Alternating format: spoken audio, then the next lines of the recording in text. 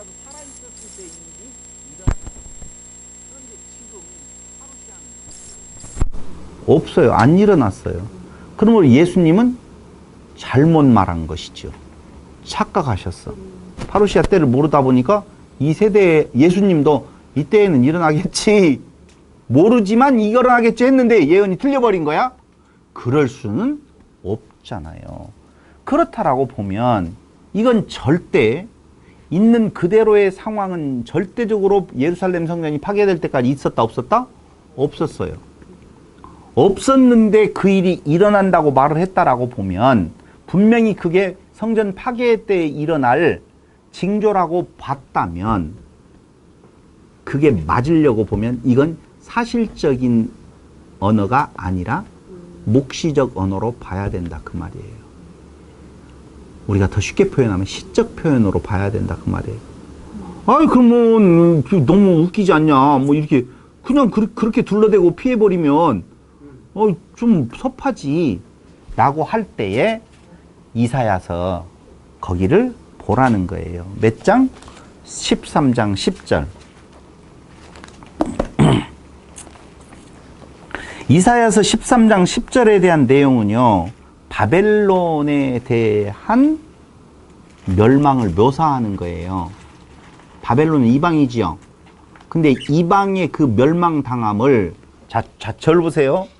지금 마태복음 24장에서 29절에서 이야기하는 것은 예루살렘의 멸망을 지금 묘사하고 있다고 그랬어요. 근데 그게 굉장히 아주 이해하기 어려운 문장이었어요. 근데 역으로 가서 이사야서에 보니까 바벨론이 멸망당할 때 바벨론하고 예루살렘하고의 차이점은 무엇이냐? 이방 나라들 제국이잖아요. 근데 그런 나라들의 멸망 때에 그 멸망을 어떻게 묘사하고 있느냐라고 하면은 13장 10절 9절부터 시작. 보라, 여호와의 날 곧 잔혹히 분냄과 맹렬히 노하는 날이 이르러 땅을 황폐하게 하며 그 중에서 죄인들을 멸할지니 하늘의 별들과 별 무리가 그 빛을 내지 아니하며 해가 돋아도 어두우며 달이 그 빛을 비추지 아니할 것이로다. 이런 일이 그때 당시에 있었어요 없었어요? 없었는데 이렇게 지금 묵시적 언어로 표현되고 있다 그 말이에요. 한 장 더 찾아보면요, 13장 10절은 바벨론 제국에 대한 멸망을 묘사했다라고 하면 34장 4절은요 에돔과 열국들에 대한 하나님의 심판을 묘사해요. 바벨론, 에돔과 또 열국이에요. 34장 4절 이사야 다 같이 이거 지금 에돔과 열국이에요. 2절에 보면 1절부터 열국이여 너희는 나와 들을지어다. 민족들이여 귀를 기울일지어다. 땅과 땅에 충만한 것 세계와 세계에 나는 모든 것이여 들을지어다. 대저 여호와께서 열방을 향하여 진노하시며 그들의 만군을 향하여 분내사 그들을 진멸하시며 살육당하게 하셨은즉 그 살육당한 자는 내던진 바 되며 그 사체의 악취가 솟아오르고 그 피의 산들이 녹을 것이며 하늘의 만상이 사라지고, 만상은 뭘 말해요? 1월 성신이라고 그거 되어 있어요. 별들, 달, 해 다 나오잖아요. 사라지고 하늘들이 두루마리 같이 말리되 그 만상의 쇠자나무 포도나무 잎이 마름 같고 포도나무 잎이 무화과나무 잎이 마름 같으리라. 바벨론의 멸망과 에돔과 그 열국의 멸망을 표현할 때에 지금 마태복음 24장에서 말하는 내용하고 똑같이 쓰고 있다라고 보면 이방 족속에 대한 멸망도 그렇게 표현하는데 하물며 하나님의 선민이라고 하는 이스라엘의 멸망에 이러한 의미의 표현이 뭐가 문제 있겠느냐 그 말이에요. 이건 사실적인 그 하늘의 별들이라든가 이런 것이 아니고 그 상황에 대한 묵시적 표현이 지금 이렇게 되어 있다 그 말이에요. 아시겠죠? 이해가 안 되지. 안 되죠. 그래서 이방 나라들과 제국들의 몰락에 대한 표현과 예루살렘 성전의 몰락에 대한 묘사가 묵시적 언어로 사용되는 것은 자연스럽다, 부자연스럽다? 자연스럽다. 라고 하는 것입니다. 그래서 30절, 아니, 그리고 이 모든 사건들은 마태복음 24장 34절에 언제 일어난다? 2세대 안에 일어난다. 진짜 2세대. 그들이, 제자들이 죽기 전에 일어났어요? 안 일어났어요? 다 죽기 전이 아니라 2세대가 다 지나가기 전이에요. 그러니까 하나라도 살아있었을 때 이것이 일어나는 것이다. 그 말입니다. 정확하잖아요. 예언이. 뭐 해석이 필요 없네요. 해석 필요 없어요. 그 앞에 두 구절에 대한 내용을 확인해 보면 이건 분명히 예수님의 재림의 때가 아니라 무슨 때다? 예루살렘 성전이 파괴할 때에 대한 내용이다. 라고 하는 것을 우리가 정확하게 확인할 수 있다는 것이죠.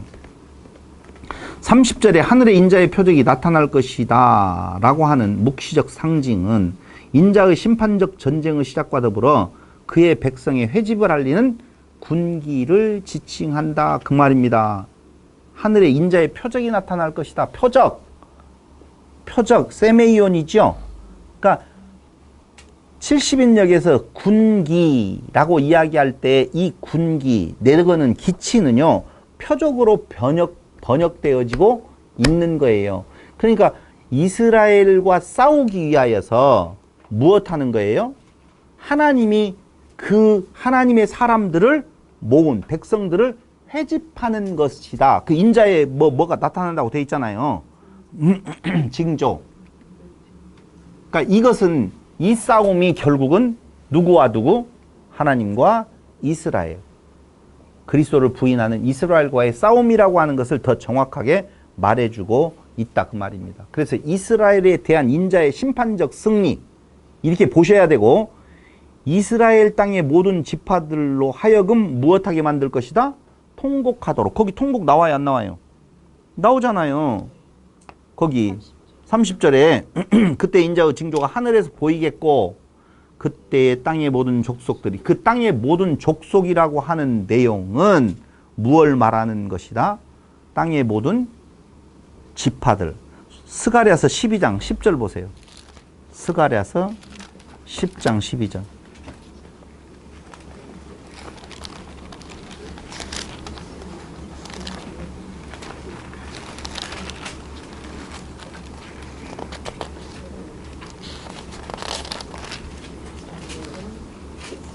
(10장 12절)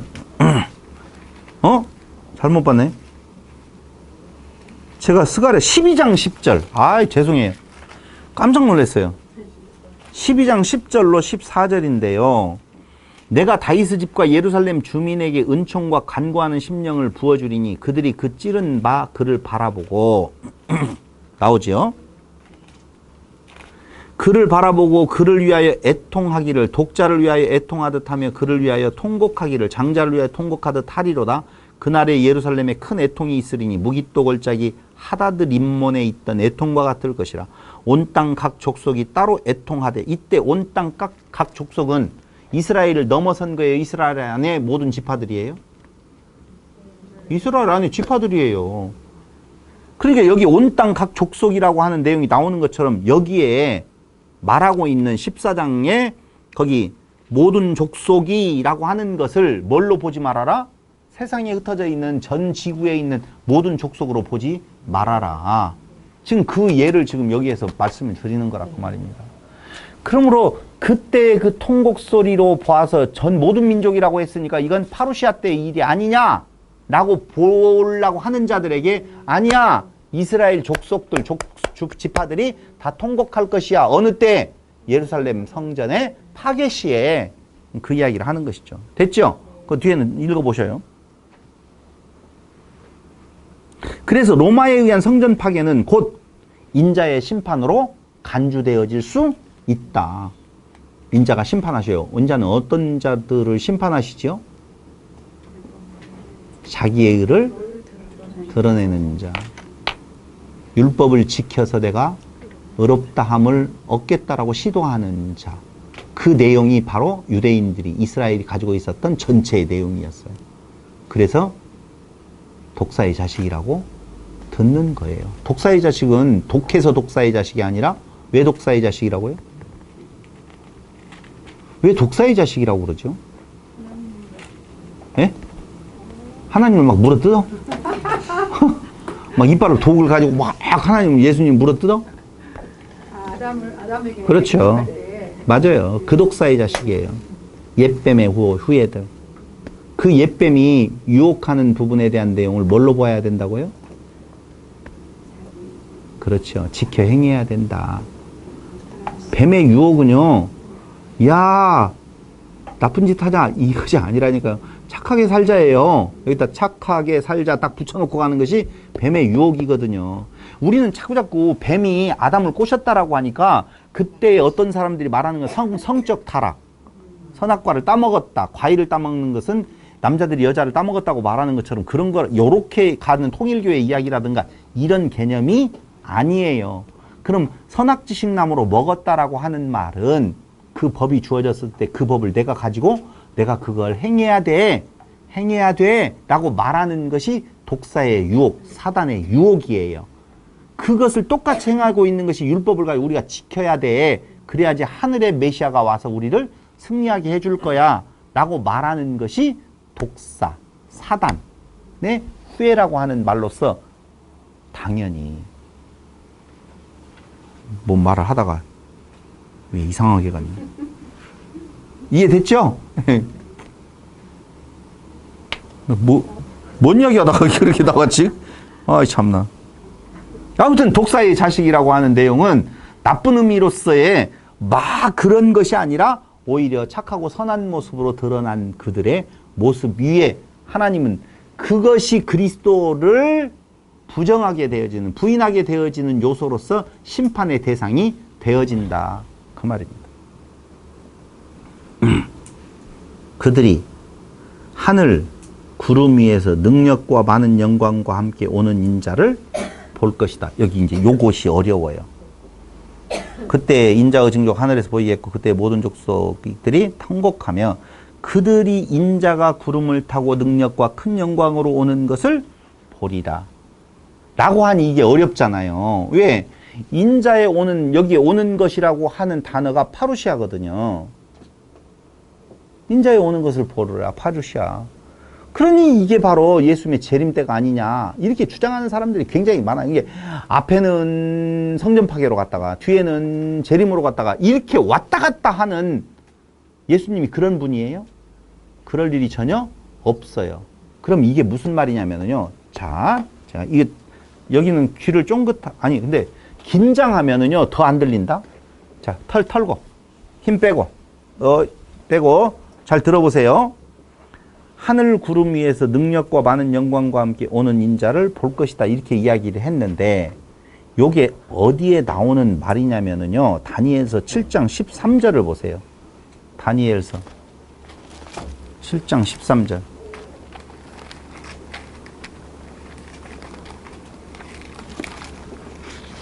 (7장 13절에) 보면 찾으셨죠? 13절. 내가 또 밤 환상 중에 보니 인자 같은 이가, 여기 인자 나오네요. 나오죠? 아, 못 찾았구나. 찾아보세요.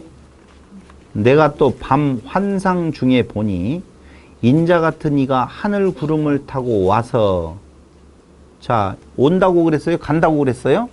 와서, 하늘 구름을 타고 와서 옛적부터 항상 계신 이에게 나아가 그 앞으로 인도됨에. 잘 보세요. 와서라고 하니까 저거 내려와서 이렇게 나잖아요. 그죠? 근데 잘 보세요. 하나님은 어디에 계셔요? 하늘에 계셔요. 하늘에 계시잖아요. 근데 온다, 파루시아는 땅으로 내려온다는 걸로 우리가 지금 이해하잖아요. 근데 보세요. 다시 보세요. 내가 또 밤 환상 중에 보니 인자 같은 이가 하늘 구름을 타고 와서 옛적부터 항상 계신 이에게 나아가 그 앞으로 인도되매. 그럼 올라간 거예요? 내려온 거예요?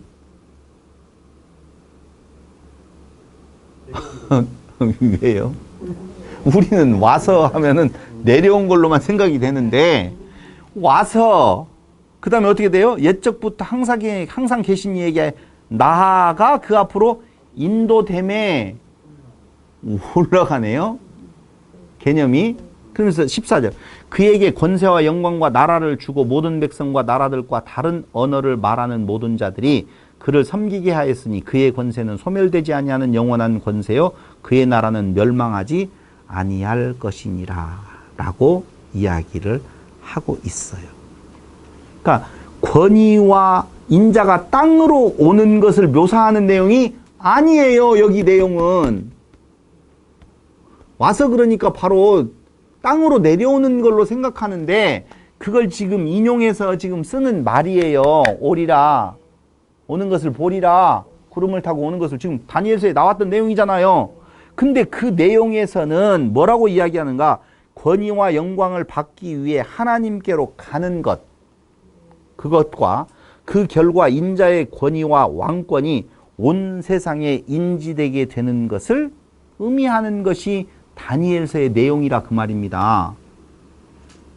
그러므로 마태복음 23장 31절과 38절, 마태복음 24장 2절 성전 파괴는 잘 보세요. 잘 들어야 돼요. 모든 권위와 영광을 받기 위해 하나님께로 가는 것과 그 결과 그 영광을 받아서 어떻게 되어져요? 싸움을 하든 무엇을 하든지 간에 쟁취되어지는 내용이 있어요. 그게 뭐냐면은 인자의 권위와 왕권이 온 세상에 어떻게 해요? 퍼져나가요. 그러니까 왕권을 받아요. 그 권위를 받아가지고 그걸 세상의 만방에 다 펼쳐진다 그 말이에요. 다니엘서에 대한 내용이 있죠? 가는 거. 그러니까 어떤 전도사님은 그렇게 이야기하는 것이지. 이게 가는 거다. 그러니까 예수님께서 그때의 그 고난 가운데에 해가 어두워지고 어쩌고 저쩌고 해가지고 그렇게 간다.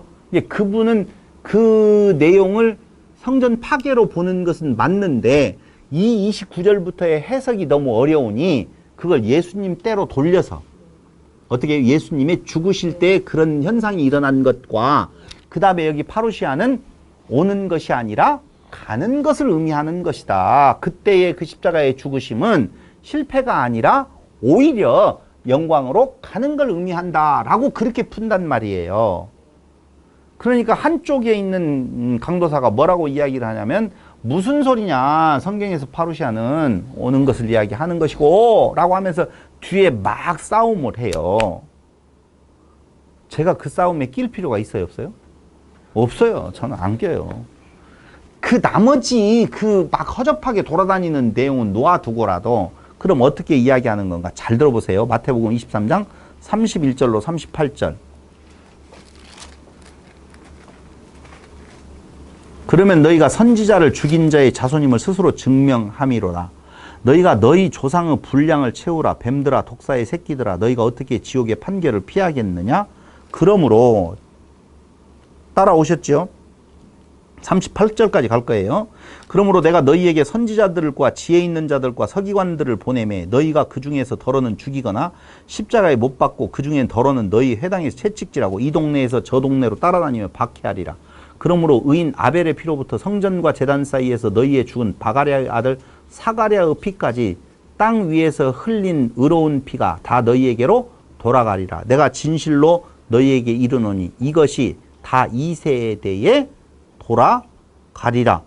예루살렘아 예루살렘아 선지자들을 죽이고 내게 파송된 자들을 돌로 치는 자여 암탉이 그 새끼를 날개 아래 모음같이 내가 내 자녀를 모으리 한 일이 몇 번이더냐. 그러나 너희가 원하지 아니하였도다. 보라 너희 집이 황폐하여 버린 바 되리라. 됐죠? 그런데 마태복음 24장 2절을 보세요. 대답하니 너희가 이 모든 것을 보지 못하는 내가 진실로 너희에게 이르노니 돌아나도 도리에 남지 않고 다 무너뜨려지리라. 같은 내용이에요 지금. 같은 내용에 대한 이 두 구절은요, 두 부분은요, 성전 파괴가 어떤 의미를 가지고 있는 건가를 정확하게 말해주는 건데요. 그것은요, 그 성전의 파괴는요, 로마와 이스라엘의 싸움이 아니라 하나님과 이스라엘의 싸움으로서 결국 인자의 권위가 온 세상에 공개적이고 구체적으로 인지되는 결정적인 심판 행위로 간주될 수 있다는 거예요. 너무 설명이 길었죠. 그래서 제가 줄여서 이야기를 할게요. 예루살렘 성전의 파괴는요, 누구의 승리? 하나님의 승리로서 하나님을 배도하는 자들이에요. 역으로. 그들에게 하나님의 심판, 하나님이 싸워서 이김으로 말미암아 그 인자의 권위가 그 성전 파괴를 통하여서 온 세상에 공개적으로 인지되고 결정적인 심판의 행위라고 보여진다 그 말이에요. 그게 아까 다니엘서에서 말한 바 그 권위를 하나님께 바치는 것 있잖아요. 올라가는 것. 그러니까 여기는 올라가고 내려가는 내용이 아니라 그 권위에 드러난 상태. 그걸 뭘로 본다고요? 파루시아라고 하는 내용.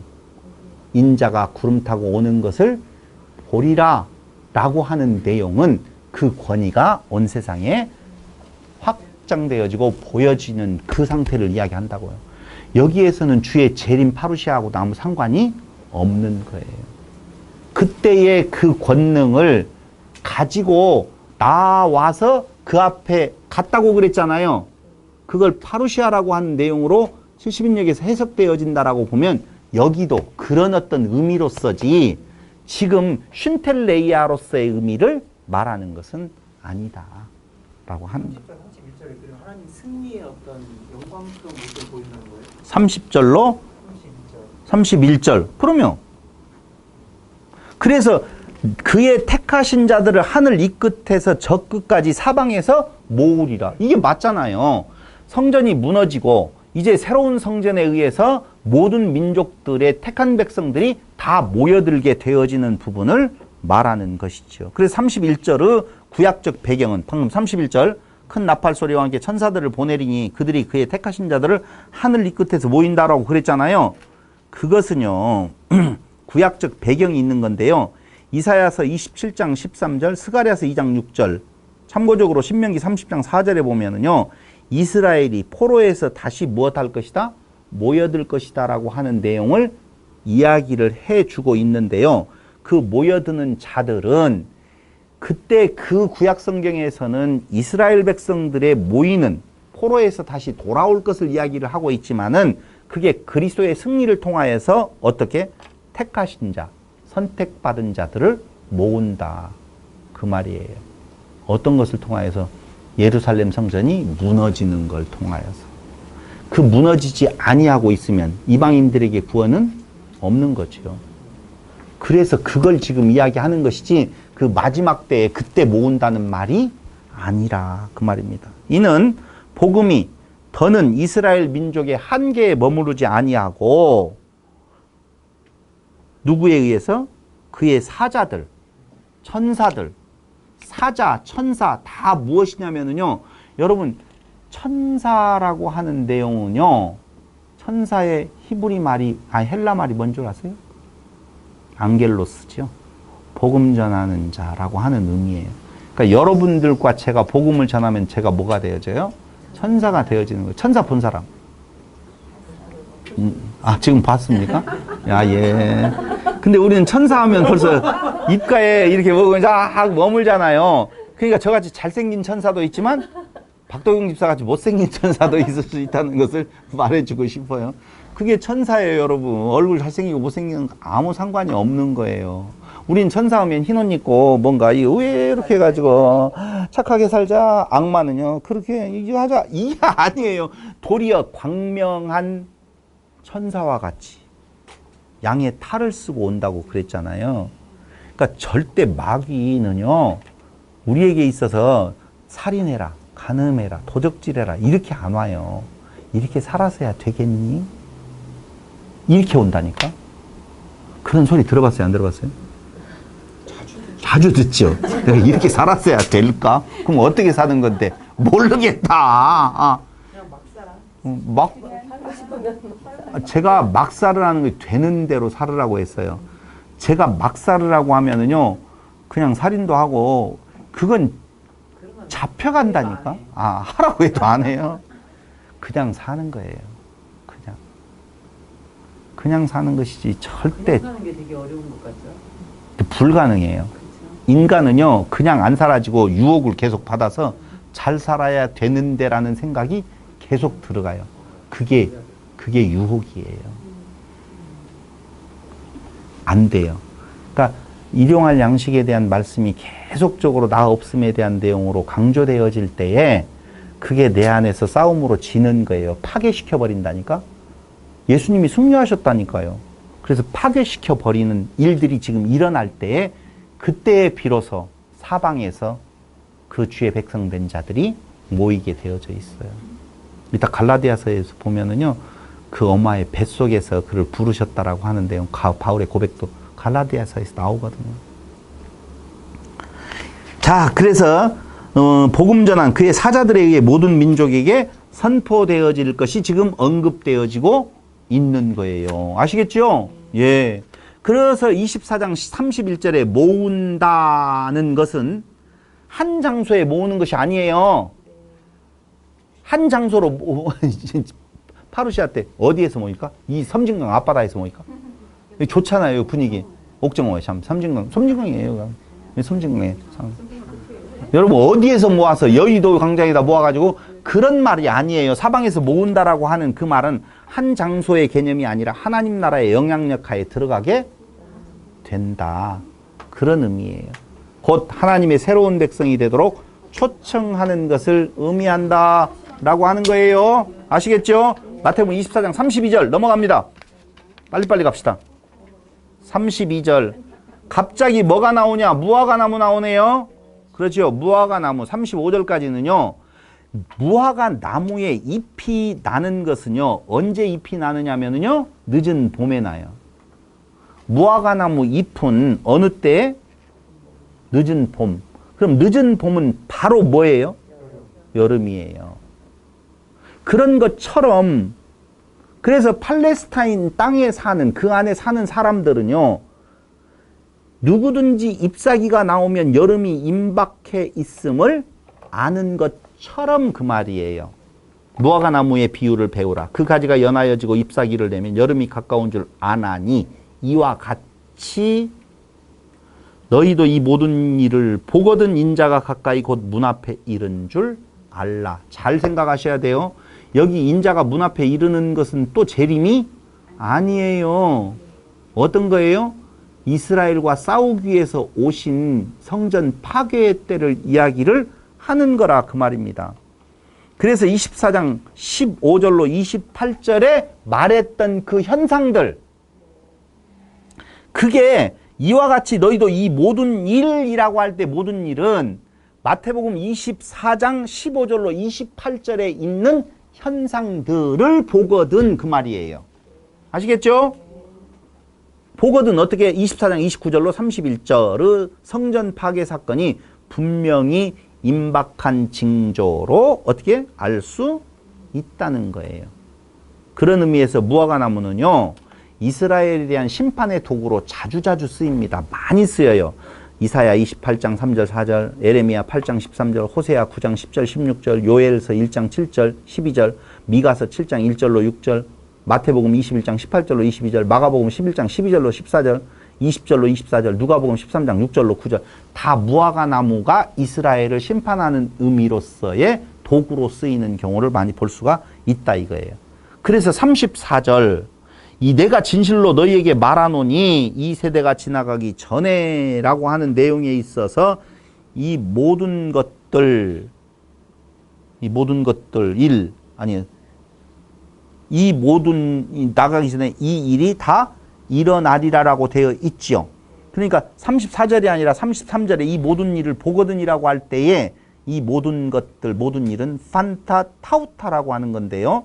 29절로 31절을 포함한 15절에서 33절에 예언되어진 모든 것을 말하는 거예요. 그 모든 것들은 언제 일어난다? 이 세대가 지나가기 전에 일어난다 그 말이에요. 근데 이 세대는 바로 누구라고요? 예수의 그 말씀을 듣고 있는 제자들이 다 죽기 전에. 그러므로 거기까지는 다 무엇을 말한다? 성전 파괴에 대한 내용을 말한다라고 하는 거예요. 자, 이렇게 이야기를 하니까 머릿속이 복잡해졌어. 아직 이해도 잘 안 되고 다시 유튜브를 통해서 들어봐야 되겠다고 생각하는 사람도 있을 거고 다 있을 거예요. 안 들어도 돼요. 이해 못했어도 돼요. 딱 한 가지만 기억하시면 돼요. 예루살렘 성전으로 대별되어지는 율법으로 자기의 의를 세우는 자들에게는 하나님의 심판은 반드시 임한다는 것을 말해주는 거예요. 복잡할 것도 없다고요.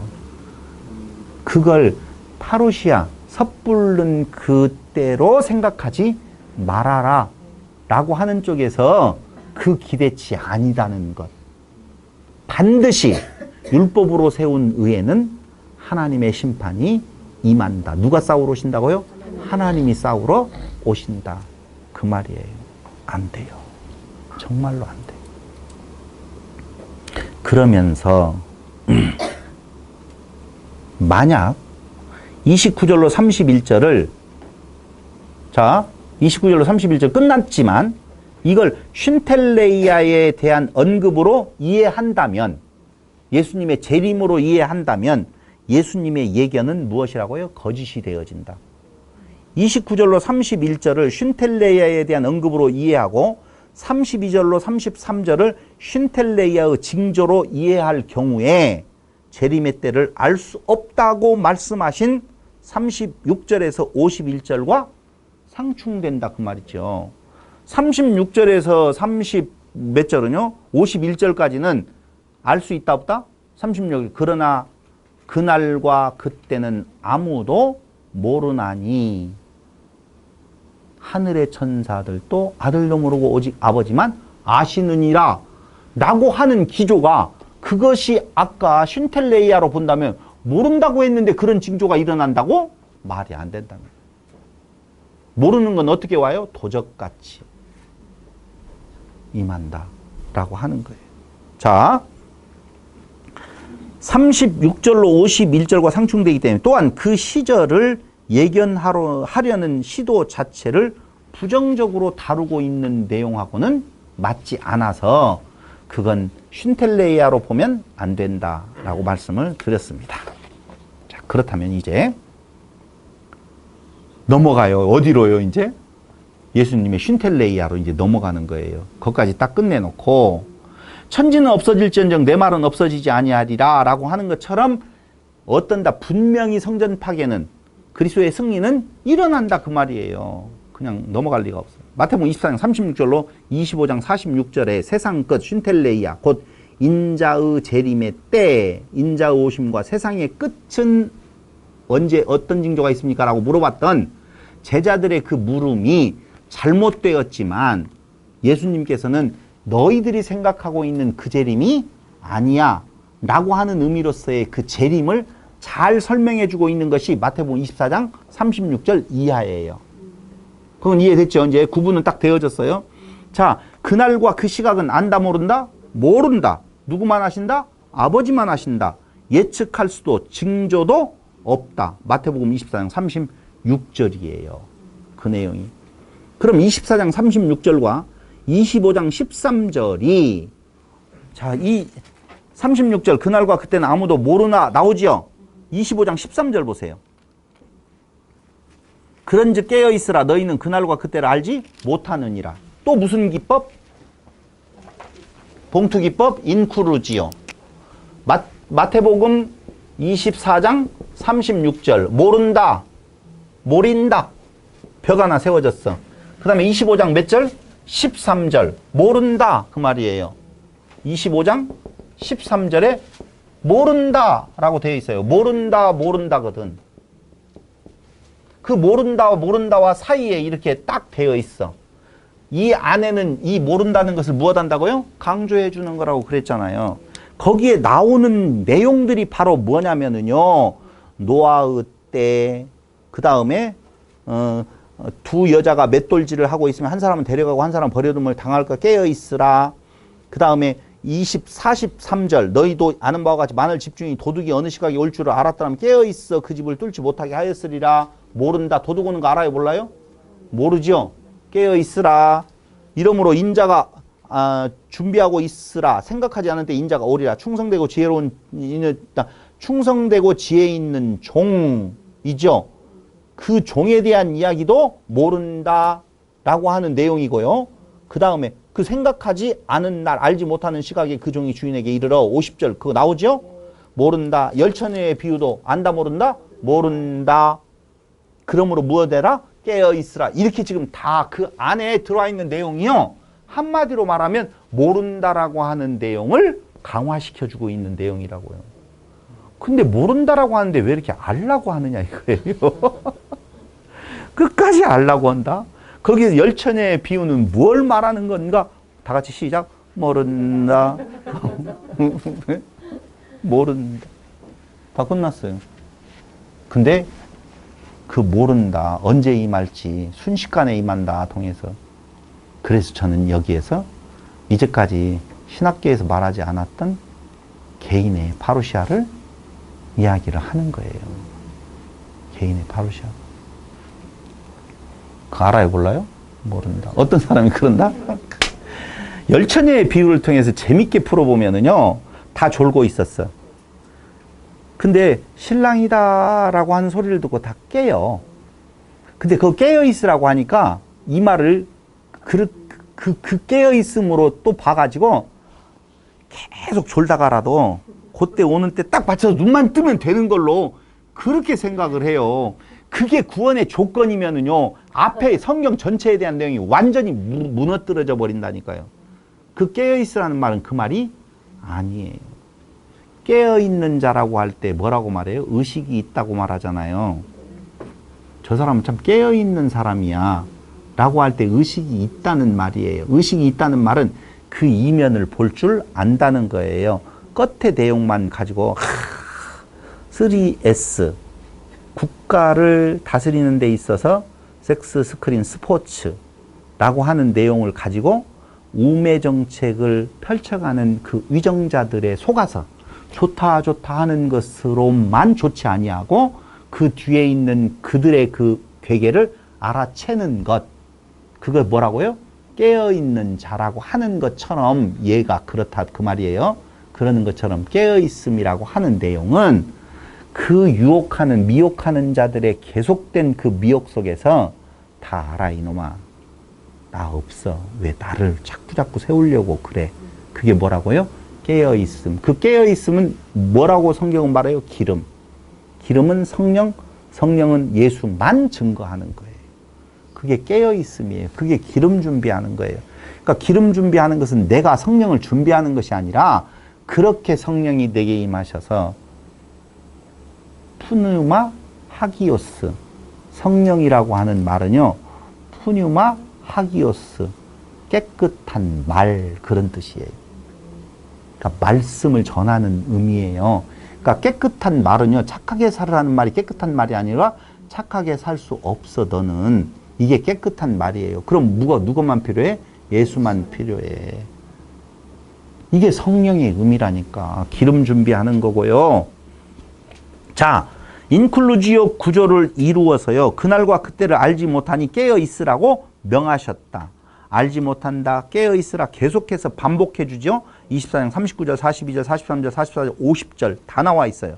24장 33절, 이 모든 일을, 모든 것들 판타 타우타라고 했죠.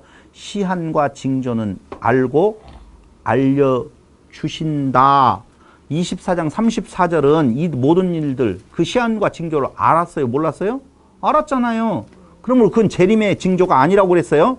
24장 36절은요. 그날과 그 시각은 알지 못하고 알려줄 수 없다고 이렇게 대비된다니까. 그러니까 36절 이전까지 35절까지는 예루살렘 멸망, 성전 파괴에 대한 내용이고 36절 이후는 그날과 그 시각 알지 못하는 거예요. 근데 후대 사본들을 보면은요. 여기 문제 하나가 있어요. 아들도 모르고 큰일 났다. 아들도 모르는데 이거. 그래서 일부 많은 사본들은요. 아들을 빼버려요. 아들도 모르고라는 말이 아들을 아는 것처럼 그냥 해가지고 아들도라는 말을 빼버린다니까. 그런 사본들이 많다니까요. 상당수 되어지는데요. 신성교리와 맞지 않아서 그러는데요. 여러분, 우리는 아들 하면은요. 아들이라는 표현 속에는 뭐가 나타? 일체감. 마태복음 10장 27절에서 하나다. 하나님께 대한 자신의 철저한 의존성. 이 말은요. 세상 왕이 아니다는 거예요. 너희들이 말하고 있는 세상 왕으로서의 나에게 묻는다라고 보면 안다 모른다? 모른다 그 말이에요. 몰라서 모른다는 내용이 아니고 그러면 안다는 거네. 그럼 가르쳐 주시면 안 될까? 몰라 이놈아. 그거 관심 가질 내용이 아니야. 여러분 모른다라고 한 것이 낫다니까요. 안다라고 해가지고 기다리다가 2000년 지났으면은요 지친다니까. 또 2000년 지나면은요 거의 죽음이에요. 어미 죽었는데 뭘 또 죽어. 모른다는 말이 맞아요. 모른다는 것이 복음이라니까. 근데 저는 그걸 개인 파루시아에 대한 내용까지를 같이 두는 거예요.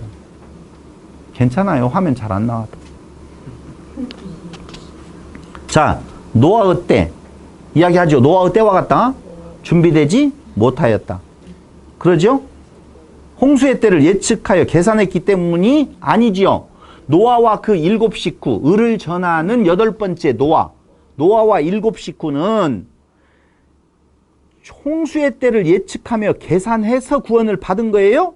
아니에요. 그럼 뭐였었어요? 하나님의 경고에 항상 준비된 자들이었다라고 하는 말은요.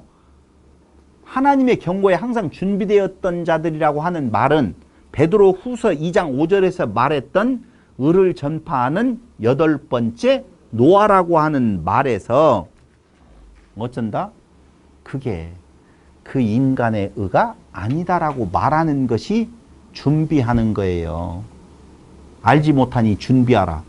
알지 못하니 준비하라가 어디가 있어요? 다 졸지. 언제 기다려요? 그 말이 아니라 그 말이에요. 그런 사람을 방주에 들어가요. 방주가 들어오게 끌어버려요. 지난 시간에 이야기했잖아요. 방주가 방주로 데려감을 당하는 거예요. 도둑 이야기가 나오죠. 24장 43절로 44절. 재림의 때를 계산하려는 시도는 무엇하다? 무익하다. 그러므로 무엇하라? 깨어있으라. 지금 통째로 가는 거예요. 이제. 지혜 있는 종과 미련한 종 24장 45절로 51절. 생각하지 않는 날 알지 못하는 시각. 그 말은 예측할 수 없다는 것을 강조하는 거예요. 그러므로 어떻게 하라? 깨어있으라. 준비된 모습은요. 재림의 때를 위해 열심히 활동적으로 임무를 수행하는 것. 주인이 더디 오리라 예측 불가 인자가 늦게 올 것이라고 착각하는 거예요. 무슨 종이? 미련한 종은요. 인자가 늦게 올 거야.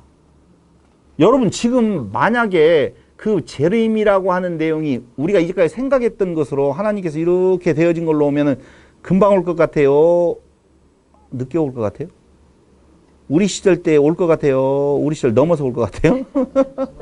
그런 생각을 지금 갖고 있어요. 차라리 그들이 낫잖아요. 만약에 그 재림이 그 극치의 상황에 어떤 때만을 의미한다라고 보면 여러분 지금 깨어있을 필요 없어요. 잠자도 돼요. 어차피 안 올 건데. 잘못 말했나? 오시지만 안 온다니까요. 근데 뭘 깨어있어요? 깨어있다가 다 지금 피곤하게 살다가 죽었잖아. 그러니까 우리가 가끔 가다가 무슨 생각을 하냐면 실컷 내 마음대로 놀다가 죽기 딱 전에 예수님 믿어요 하고 죽으면 얼마나 좋겠냐는 말 많이 해요? 안 해요? 하잖아요. 그러면 되잖아요. 그게 바로 무엇냐? 지금 성경이 말하고 있는 미련한 종이에요. 준비된 모습은요. 재림의 때를 위해 열심히 활동적으로 임무를 수행하는 거예요. 그게 뭔데요? 아까 이야기했던 대로 우리의 행위가 아니다라고 하는 거예요. 근데 이런 자를 어떻게 한다라고 했냐면요. 24장 51절을 보세요. 24장 51절. 다 같이 시작. 어미 때리고 외식하는 자가 갚는 벌에 처하니 거기서 슬피 울며 이를 갈라. 어미 때리고 24장 51절. 쪼갠다가 어디에 나왔죠? 어디요? 어미 때리고라고 하는 말에 그 쪼개어내고라고 되어 있잖아요. 둘로 가른다는 말이에요. 이걸 보면. 왜? 언약을 이행하지 못했다는 것이죠. 피로 세운 언약에 대한 진짜 의미를 모르고 자기의 의를 드러내는 자는 당연히 언약을 위배한 자로서 불로 쪼개버린다. 그 말입니다. 근데 재미난 것은요. 이 쪼개매 상태에서 끝나지 아니하고 하나로 만들어준다. 그러니까 우리는 또 뭐예요? 냅둬라. 쪼갤 때 쪼개라. 언젠가 하나 만들어주시겠지. 인간이 그렇게 사악해요. 아무튼 쪼갠 상태로 끝날 수도 있어요. 알아서 해요. 난 몰라요. 이제 나한테 와서 말하지 마요. 그때에 어떻게 알아? 주인이 더디 오리라 예측 불가 인자가 늦게 올 것이다로 착각하는 자 그들에게도 역시 무엇하고 있어라? 깨어 있으라. 그렇지 않는 자 이를 갈게 되리라죠. 8장 12절, 13장 42절, 50절, 22장 13절, 25장 30절에 대한 내용들이 계속 나오게 되어집니다. 이 이를 갈미 있으리라고 하는 내용은요. 바득바득 이를 간다는 말이 아니에요. 후회의 상태를 이야기를 하죠. 그러나 때는 늦으리요. 그게 열처녀의 비유에서 말을 해요. 후회해요. 그래서 기름 준비하려고 해요. 가지고 와서 주여 안 모른다 너희들을 이야기를 해버린다 그 말입니다. 자 25장 1절로 13절 열처녀 비유 간단히 끝내겠어요. 천국은 등을 들고 신랑을 맞으러 나간 열처녀와 같다고 말하죠. 이 등은요 실내용으로서의 리크노스가 아니라 실외 횃불로서 람파스를 쓰는데요. 람파스. 그렇기 때문에 항상 기름이 뿌려져야지 붙어 있어요. 실내등은 기름을 안에다 넣고 계속 타고 있지만은요. 밖으로 지금 맞으러 가는 거예요. 지혜로운 자와 어리석은 자가 나누어지는데요. 마태복음 7장 24절, 27절 한번 보실래요? 7장. 마태복음 7장 24절로 27절. 그러므로 누구든지 나의 이 말을 듣고 행하는 자는 그 집을 반석 위에 지은 지혜로운 사람 같으리니 비가 내리고 창수가 나고 바람이 불어 그 집 위에 부딪히되 무너지지 아니하나니 이는 주추를 반석 위에 놓은 까닭이요 나의 이 말을 듣고 행하지 아니하는 자는 그 집을 모래 위에 지은 어리석은 사람 같으리니 비가 내리고 창수가 나고 바람이 불어 그 집에 부딪히매 무너져 그 무너짐이 심하니라. 나의 이 말을 듣고 행하는 자라고 하는 말, 그 행하는 것은 그의 의미로서 행하는 것이 뭐예요? 자기 죽이는 거예요. 율법을 지킨다는 개념이 아니에요. 그래서 반석, 누구? 예수. 내 이 말을 듣고 반석 위에 행하는 자는 반석 위에 있다고 그래요. 반석은 누구요? 예수. 그 말씀에서 예수를 찾아서 예수 반석을 놓으면은 무너지지 아니하지만 그 말씀에서 그 행하지 않는다는 말은 예수를 찾지 못하고 네 글을 논다라고 보면 어디에 지은 자? 모래 위에 지은 집과 같다라고 하는 것을 이야기해요. 마태복음 24장 45절로 51절에서요. 24장 45절로 충성되고 지혜 있는 종이 되어 그 집에서 그 집 사람을 맡아 때를 따라 양식을 나눠줄 자가 누구냐? 주인이 올 때 쭉 나오잖아요. 51절까지 그 내용이 바로 누구에 해당되어지는 건가? 어리석은 자. 지혜로운 자는 반석 위에 그리스도로 주초를 놓는 거고 내용은요. 그 종과 같은 자를 어리석은 자로 본다라고 하면서 정리해서 지금 25장 1절로 13절에 대한 내용들을 이야기를 하는데요. 신랑 도래의 지연 다 그렇게 생각한다는 거예요. 25장 5절 보세요. 신랑이 더디 오므로 다 졸며 잘세. 누구하고 똑같아요? 어리석은 자들하고 똑같죠? 신랑이 더디 와요. 여러분 더디 올 것 같아요? 빨리 올 것 같아요?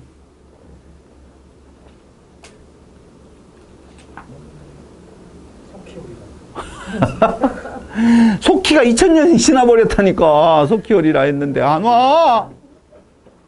앞으로도 안 보여. 언제 온지 몰라. 우리는 그거 너희 모른다라고 이야기했는데 그걸 궁금하게 계속 여긴다니까요. 모른다. 다시 말하면은요. 네 살아생전에는 안 온다라는 말로 해석해도 된다니까요. 너는 그 지금 극치의 그 시기를 생각하지 말고 네 임박한 너에게 임박한 심판 너에게 임박한 파루시아 너 생각하면 돼. 뭔 세상의 끝까지를 생각해.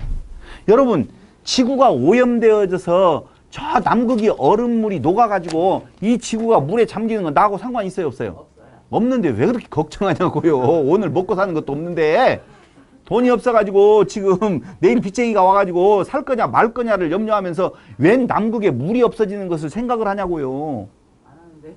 안 하는데. 똑같아요. 그 내용이요. 그러니까 극치로 있을 그 완성의 그때를 생각하지 말고 몰라요. 그거 누구에게도 몰라요. 내게 임하는 것도. 나의 죽음이 언제 올 줄 알아요? 몰라요? 모르는 거예요. 몰라요. 그때 간직해야 될 한 가지의 진리. 나 없어요. 오직 예수 외에는 소망이 없다라고 하는 거예요. 그래서 신랑도래의 지연이라고 하는 모두 다 지연되는 느낌이 들어가죠. 주인이 늦을 것이다. 그래서 준비성이란 긴장하며 살아가라는 뜻이 아니에요. 왜요? 긴장하면서 살아가려고 보면은요, 다 졸아요? 깨어 있어요? 긴장하면서 사는 자는 졸아요? 깨어 있어요? 깨어 있죠. 근데 여자들 다 졸았다고 나오거든, 거기에. 진짜예요. 25장에 나오잖아요. 다 졸았다고. 나오죠? 다 졸고 있었을 때에. 그렇게 나오잖아요. 그러므로 긴장하며 살아가라는 뜻이다, 아니다? 아니다는 거예요, 여러분, 절대. 그럼 뭐예요? 기름 준비하고 산다, 그 말이에요. 긴장하는 것이 아니에요. 졸다가 다 깨었어요. 똑같이 깨었는데, 다섯 처녀는 졸다가 일어났는데 이미 뭐가 있었어요? 기름이 준비되어 있었어요. 다섯 처녀는 기름이 준비되어 있지 않았어요. 여기 한 가지 팁이 있어요. 그게 뭐냐면은요, 제가 그 지금 열처녀라고 하는 존재는 신랑의 존재를 알아요, 몰라요? 열처녀는 신랑의 존재에 대해서 알아요, 몰라요? 아니까 맞아요. 당연히 안지요. 아, 모르는 자가 갑자기 뭔 신랑 기다린다는 말이 안 맞잖아요. 그러니까 신랑을 기다린다라고 하는 말은 신랑의 존재에 대해서 안다는 거예요. 근데 그 아는 10사람 중에 5명은 아웃이네? 그래서 제가 뭐라고 이야기한 거예요? 예정. 한번 믿으면 구원은 틀림없이 이루어진다라는 말 하지 말라는 말은요, 그 교회라고 하는 공동체라고 하는 곳에 거의 대부분이 다 믿는 걸로 착각을 하면서 살아가는데, 누가 슬기로운 다섯처녀인지 미련한 다섯처녀 알 수 있어요, 없어요? 없어요. 그러므로 섣불리 예정론 이야기 하지 말라는 거죠. 나는 구원 받았다라고 섣불리 말하지 말라는 거예요. 거기에서 깨어있으라는 말은요, 깨어있을 필요 뭐가 있어요? 예정되어져 있고 구원 받았는데 쿨쿨 자다가 일어나도 되는데, 하나님이 알아서 깨우칠 텐데, 그런 거 아니에요. 그러므로 자칫 예정론은 우리의 신앙에 있어서 큰 독소가 되어질 수 있는 아주 무서운 이론이에요. 예정은 있어요. 그걸 갈라디아서에서 보자고요. 그 다음에 세 번째는요, 다른 사람의 준비성에 의존할 수 있다, 없다? 없다는 거예요. 나누어 달라. 안 된다, 그 말이에요. 그리고 준비성은 그날이 오기 전까지만 가능하지, 오시고 난 뒤에 다시 준비하러 갈 수가 있다, 없다? 없어. 문 닫히면 열어져요, 안 열어져요? 안 열어도요. 방주 닫히면 그걸로 끝이에요. 주여 주여 불러도 소용없는 이름이요. 부르다가 내가 죽을 이름이요. 산산이 부서진 이름이요. 정확해요. 거기에서 나온 거예요. 성경 아니에요. 그런즉 결국은 어떻게 하라? 깨어 있어라. 문자적인 깨어 있음이 아니라는 것. 면별이 준비된 삶. 그것이 깨어 있는 삶. 그게 뭐라고요? 기름이고, 그날과 그 시각은 알지 못하기 때문에, 그날과 그 시각은 알지 못하기 때문에 이 말을 바꿔보겠습니다. 개인 창조 구원이기 때문에 그날과 그 시는 알지 못한다고 있어요. 예수님의 재림의 때는 아무도 모른다라고 하는 거예요. 당신도 모른대요. 여기에는 한 가지 유대 풍俗이 있는데요. 그 신랑이 이제는 됐어. 준비 다 끝났어. 신부 데리러 가. 라고 말할 때가 때예요. 그러니까 신랑이 결정권이 있는 거 아니에요?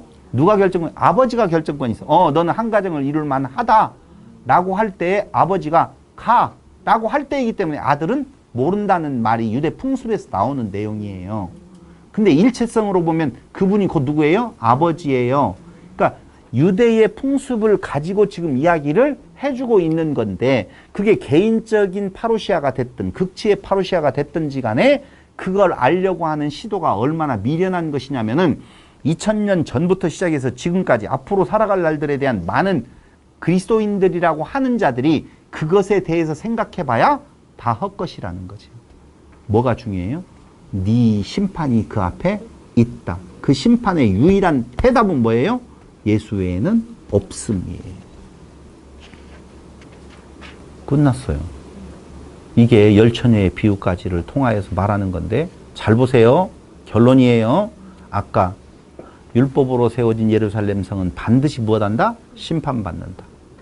두 번째, 모든 민족에게 복음이 증거되어져서 오는 파루시아도 뭐가 되어지는 거예요? 준비되지 아니한 자는, 깨어있지 않는 자는 심판받는다예요. 둘 다 심판에 대한 이야기를 하고 있는데 유일한 해결 방법은 그 예루살렘 성의 참성전 되시는 그리스도. 여기 지금 깨어있으라라고 하는 내용에 있어서에 대한 내용에 있어서 나 없음, 유혹받는 것에서부터 이기는. 근데 그건 뭘로 인하여서? 성령으로 인하여서 가능하다. 근데 그 성령이 뭐라고 그랬어요? 퓨누마 하기오스. 깨끗한 말이에요. 그 깨끗한 말은 나로 하여금 그 율법을 지켜 행해야 된다고 말하는 것들이 더러운 거라 그 말입니다.